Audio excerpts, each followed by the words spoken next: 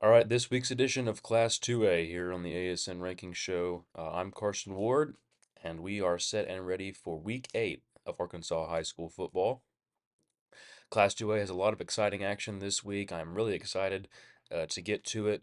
As we get down the stretch here, a lot of very intriguing conference matchups that will likely decide the fate of the playoff seeding. Um, Couple of really interesting matchups, especially in the 2A2 and the 2A1. This week, a potential conference championship in the 2A3. And then in the 2A4, the seeding may already be set for 1 and 2 for sure, and then 3 and 4 will probably be a little bit vulnerable towards the end here. But I'm going to talk about it all today and get everybody updated and make sure that you are in the loop for everything related to a football. Before we get into it here, go ahead and if you haven't already, subscribe to Arkansas Sports Network. Um, we are putting out content every day, pretty much like this, and going to be covering the state volleyball tournament for Class 4A next week. I'm really excited to see how see the next steps that we're taking here, and if you are a volleyball fan, especially a Class 4A volleyball fan, you're going to want to go check into that. Myself and Duran Miller, and I think a couple of a couple of other people will be, of course, Brad Caldwell and some other guys will be involved in that. Really excited to uh, go over to Huntsville and do that again. If you're a volleyball fan, go ahead and check that out. Um, but subscribe to us here on YouTube. Hit the notification bell if you want to get notified when we upload. But without further ado, we'll go ahead and get into the rankings here. Number one, the undisputed favorite, the Carlisle Bison. They have had no problems so far this season, putting up points especially, but their dominant victories against some of the class's best, such as the Des Arc Eagles and the Poen Indians. Beat Poen last week to basically, in my mind, and I think in everybody's mind, really secure the top spot in that conference. Um, they'll be likely the number one seed out of that conference, and they'll go in the bottom bracket of the playoffs. Um, it's going to be interesting because our top two ranked teams might meet in the semifinals. So the best two teams in the class may not play in the state championship. They might play in the semifinals for a spot in Little Rock. That's just how it works out sometimes. Um, I think that I think Carlisle, um, when it comes to the playoffs, might struggle a little bit if they get into a close game. Now they might not get into a close game, but they look really good. I think they'll get into some close games. I think that there's some teams that match up with them really well. I think that you know, they're used to playing some really good teams. Of course, Des Arc right now looks like the favorite in the 2A2, and we'll talk about them in the matchup that they have this week in just a second. But um, they might roll until that Conway Christian game, and being able to see what the number two team. We'll go ahead and move on to Conway Christian, I guess. And the number two team, Conway Christian, who won convincingly 63-0 over Mountain Pine last week. Another shutout victory for the Eagles. Um, Offense and defense looked equally as explosive, and just playmakers on every side of the ball. I think that they are the team that matches up the best with Carlisle because of the spread offense that they run, um, and just so many different things they can do with so many different players. There's not one guy that you have to concentrate on. You lock up Jaron Thomas, and then you got Aaron Lovelace and Brady DeMarcus in the backfield. Um, where you try to focus on them, and Jaron Thomas kind of uh, comes out in his full form. Um, I'm really excited about that potential matchup deep in the playoffs. Jaron Thomas and Ty Tanksley are two of, if not the two best quarterbacks in the class. Um, so really excited to see how that all plays out down the stretch. Number three, Des Arc. They play Cross County this week. Cross County is a team that I believe is tied for second place in the conference right now, and they're still not in our top 10. So that tells you how deep that conference is and uh, just how talented so many of those teams are. They lost to our number 10 team, McCrory, earlier this season, and that is part of what is putting them down so far, even though they have an amazing record. And I wouldn't be surprised if they finish this season in our top 10. They definitely have the potential to do that.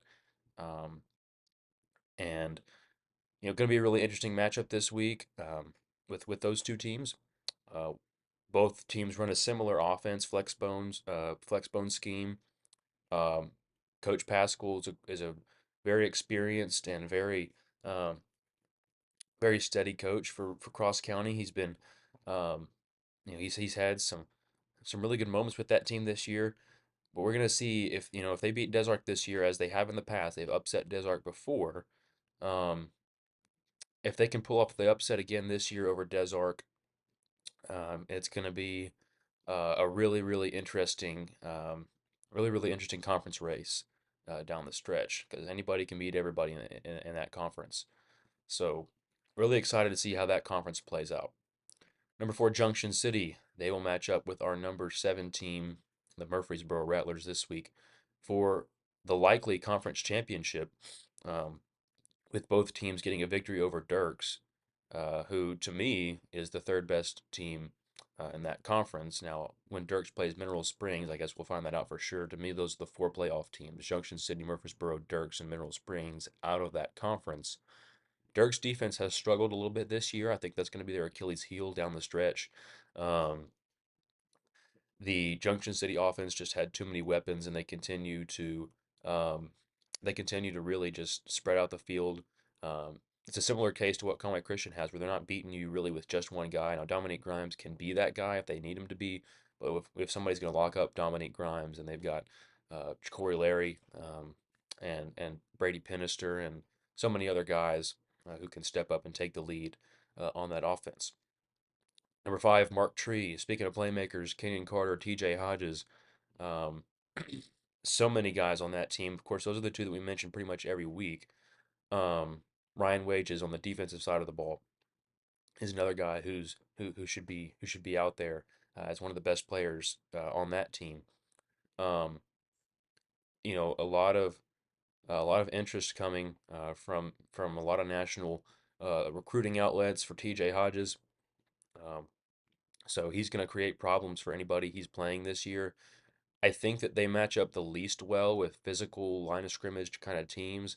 And I don't just mean the flex bone types like Cross County and Desark, although I think that that would be a prime example of it. And I think that um, Cross County will present a unique challenge for them, uh, similar to what Desark did, just because I think that when you have a line of scrimmage that's that physical, especially with Cross County having guys like Danny Beal and Roderick Williams, um, you know, down the stretch, and I might be getting a little bit ahead of myself here, but down the stretch, um, Mark Tree might have some problems with Cross County and teams like that. The challenge for teams like Mark Tree and Cross County and Desark playing in that 2A2 conference is you have to be on your A game every week. There are no off games, really. Maybe there's a couple exceptions to that, but you know, even if you do have an off week, the next week you have to be right back on your game because you're going to be playing probably one of the top 10 teams in the class. Um, so that conference has been loaded for probably the last 4 or 5 years or so, maybe longer. Um, just a tough conference to get a playoff spot out of. And there's probably um, more than four teams in that conference who deserve a playoff spot. It's just that the way that conference is structured, that it's going to be tough for anybody to get out of there. Number six, Mount Ida. They were a team that in the offseason I thought could make a really deep run into the playoffs. I still think that. I think that they've got a really interesting and unique matchup with Bigelow this week, and I'll talk about that game in just a moment. But Mount Ida, Ben Woodfield, north of 350 rushing yards last week. I think it was 368 exactly on 32 carries. You give a guy the ball 32 times like that, to average over 10 yards a carry, um, carrying the ball 32 times in a game is absurd. But Ben Woodfield can do it. I think Ben Woodfield, from a numbers perspective, might be the best running back in the class. Now, TJ Hodges, from a recruiting perspective and an athleticism perspective, is the best running back in the class. But Ben Woodfield continues to put up numbers every week, and Mount Ida offense that put up 62 against Hector last week, I don't think they threw a pass the whole game.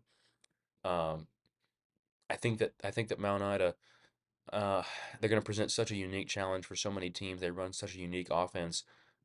Their only losses this year have been to the number two team in the class, Conway Christian, on the road in a tough environment on a Thursday, so it might have been a little bit off their game, used to playing on Fridays, things like that. That might have affected their performance. And Conway Christian and Mount Ida is always close, no matter what. Now they easily could have won that game. They were one play away from knocking off Conway Christian, and then everybody would be singing their praises. Um, but I think just about every outlet has them in the top 10 now. Um, so definitely watch out for Mount Ida. Ben Woodfield is a force to be reckoned with. Of course, when you can run the veer and score 62 points, just because your backs are so explosive, Ben Woodfield being Exhibit A to go to Beach, he's an explosive quarterback. Kayston Pimvangsa, um, he's a guy who's I think he's probably going to be their third option on most plays. And Dean Johnson, guys like that, they move so fast. It's hard to keep up with them. It's hard to keep up with Ben Woodfield. He's so slippery out of the backfield. Um, I think Mount Ida is going to be a very, very tough team to contend with. Now, I believe, and correct me in the comments if I'm wrong. I'd have to double check on this, but I believe Mount Ida, if they were to get the two seed, which I think is the best case scenario for them, really in the conference that they're in, um, assuming that things don't go wild between Conway Christian and Bigelow and the matchup they have this week, I think that I personally, in my opinion, and this is just my opinion, the way that things play out uh, with that conference, Mount Ida is most likely to get the number two seed. Um, I think that Mount Ida will cause some problems in that upper part of the bracket. Um, Nobody runs an offense like Mount Ida, so it's going to be hard for teams, even teams who are really physical at the line of scrimmage, to match up with them. We've seen, their only two losses to Conway Christian and to Class 3A Jessieville. Their two losses this year are by a combined 4 points, one against Conway Christian and three against Jessieville. Um, so Mount Ida, definitely a team to watch out for down the stretch.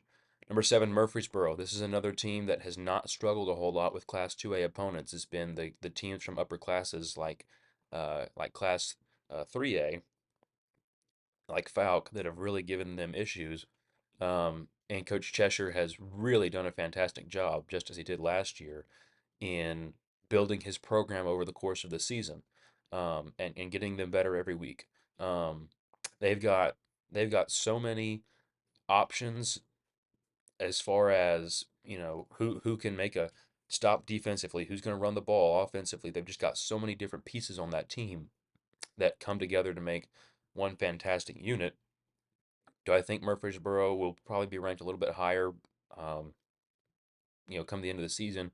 I think it all hinges on their game with Junction City this week. And I'll talk about that one in just a moment. But Murfreesboro, definitely a team to watch out for down the stretch. Number eight, Bigelow. Bigelow is a little bit of a wild card to me.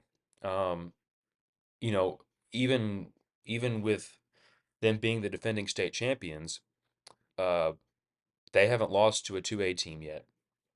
Beat England in their season opener, and then lost to Mayflower, and their other loss escapes me at the moment. Um, but they haven't lost to a 2A team yet. They're still very much in the conversation for a playoff contender. Coach Starks, I think, is one of the best coaches in the class. He's always got his team prepared every week with a new game plan that's going to counter whatever the opponent will throw at them. I think that he's especially talented defensively as a defensive-minded coach. He's got so many players on that team that are just supreme athletes. You look at Martell Macon, you look at Jaden Dunlap, you look at Braden Winningham. Those are the guys that people are going to be talking about come playoff time as guys that are going to be hard to stop for Bigelow. Um, they're not the same team they were last year, obviously.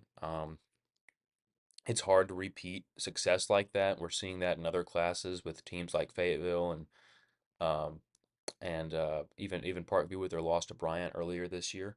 Um, but it's hard to maintain a program like that. Coach Starks has done as good a job as anybody. They have a huge conference win streak, and I'll have to go back and check the number of games exactly that's going to be on the line this week. Um, but they've won four straight conference championships. That will go on the line this week when they play Mount Ida. I think that the winner of that game will likely be the two seed in the conference.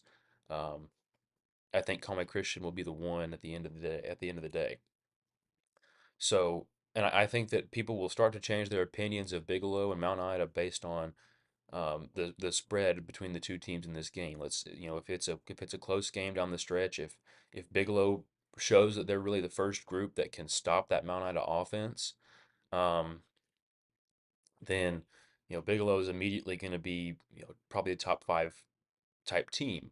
They're going to at least be where Mount Ida is right now. Um, I think that that's going to be it's going to be such an intriguing game, and I'll wait to talk about it, and I'll move on to Poen at number nine.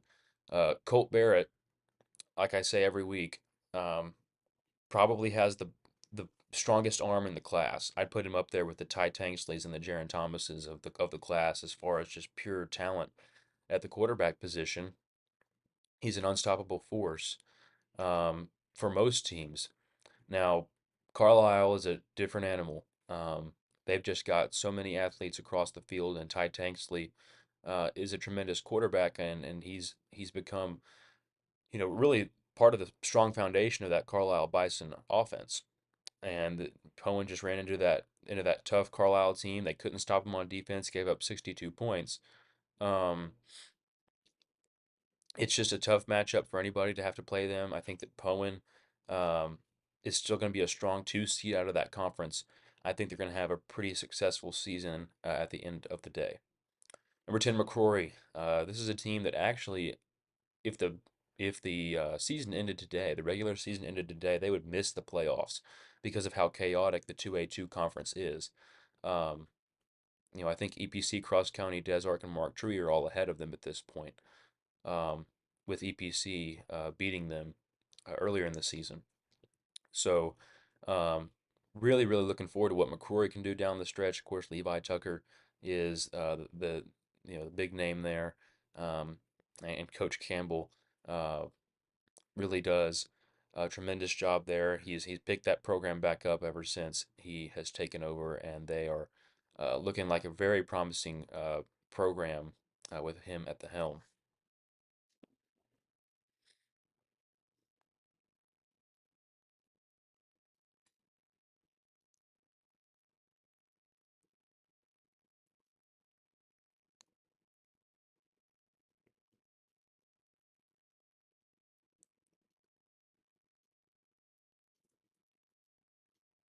Go ahead and get into our games this week, and I want to start with Bigelow versus Mount Ida. To me, this is the most intriguing game this week, in my opinion. Of course, you could throw Des Arc and Cross County in there as well. You could throw Murfreesboro, Junction City in there as well. Um, and you can make a great case for Murfreesboro and Junction City, really. Um, I think that I think that Bigelow is going to have a hard time stopping that Mount Ida offense.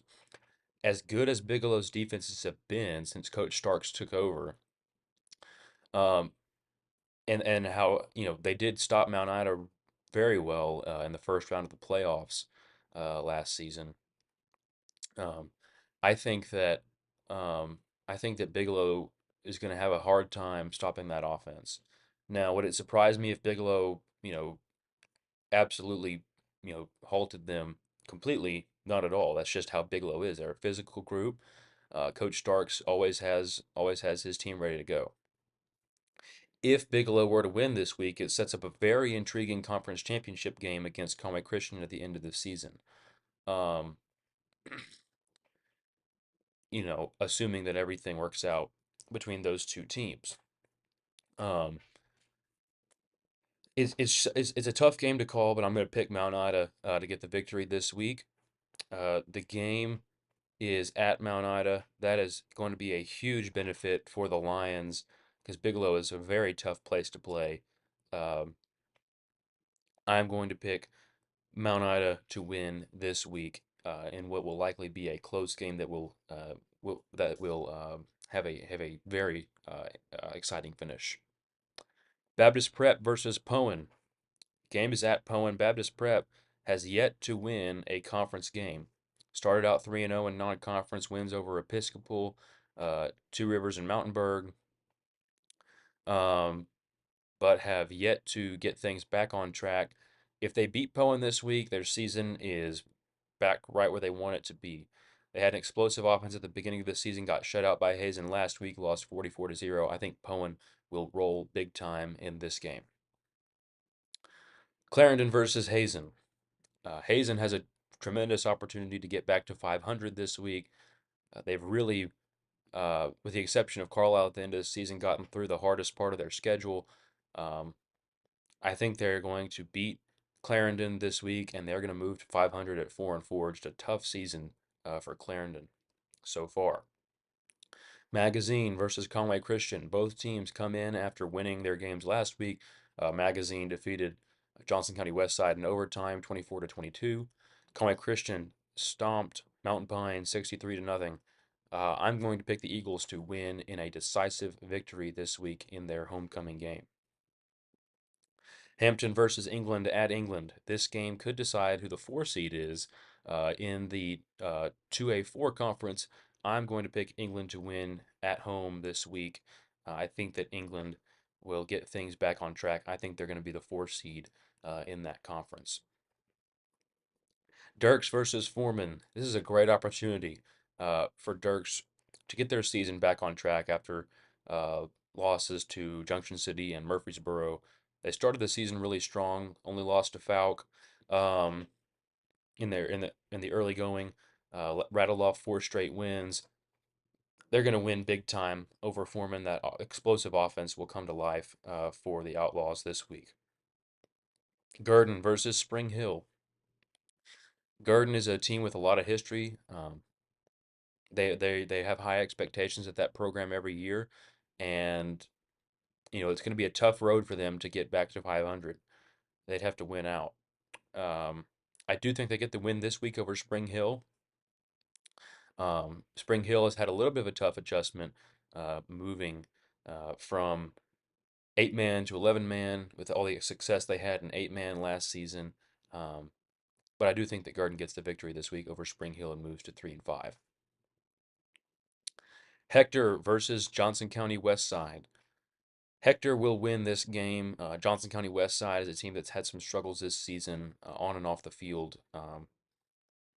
I think that um, I think Hector's just got so many. Um, Hector's got so many weapons offensively. Caden Manrique and Braxton Knowles. Throw in a guy like Landon Darter in the backfield. Um, Grayson Mulder. I mean, those are the guys that people are really looking at. Um, I think that I think Hector wins this game this week big time, and Johnson County West Side's struggles continue. Murfreesboro versus Junction City. This is going to be a battle of Junction City's offense versus Murfreesboro's defense. Whichever unit prepares and executes better this week will win that ball game. Uh, I'm going to pick Junction City to win because it's at Junction City. If it were at Murfreesboro, I would pick Murfreesboro to win for sure. That's a very tough place to play. Junction City, I think, though, will get the victory this week due to their home field advantage. Going to be a tough game for both sides, and we'll see how that game goes. I wouldn't be surprised if Murfreesboro pulled it out. Um, because of how good Brad Cheshire is at executing with his defense. Um, I think Coach Ball and the Dragons get the victory ultimately this week. Mountainburg versus Mountain Pine. Game is at Mountainburg. Both of these teams have struggled so far this season. I'm going to pick Mountainburg to win this week. I think Mountain Pine has a great shot to win, but I think that what Ryan Allen does for that offense is going to eventually propel them over the Red Devils this week.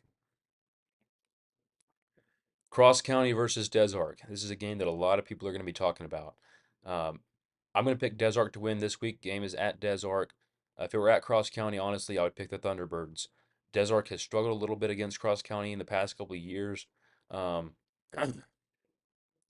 but I do think that Des Arc will get the victory in a game where we might not see a pass thrown the whole time, maybe until the very end if a team is trying to make a comeback effort. Earl versus McCrory. Earl is a team that I think is just their record is just a result of the tough conference that they play in. I think if they played in the 2A4, that things would be a lot different for them. Um, but I think having to play a really great team week in and week out has been a struggle for Earl. I think that they are going to take a loss to McCrory this week. Just a tough season for them, a tough conference for them. Honestly, if they had one more piece of that puzzle that they could plug in and play, Earl might be a totally different team and they might be at the top of the playoff race. But as it stands, I think McCrory will get the victory this week. Mariana versus East Poinsett County. This should be a solid victory for East Poinsett County. I think that that D. Buchanan has really stepped up and become the guy for them to replace Dennis Gaines. Of course, Jacob Gaines, I think, will sort of maneuver into that role a little bit towards the end of the season. But I do think that as of right now, D. Buchanan is their guy. I think that he had a great performance last week. He really did. Um, so I think that East Poinsett County gets the victory this week. Izard County versus Mark Tree, a tale of two completely different programs at this point. Coach Dunn's Indians um, have gotten off to a hot 5-2 start.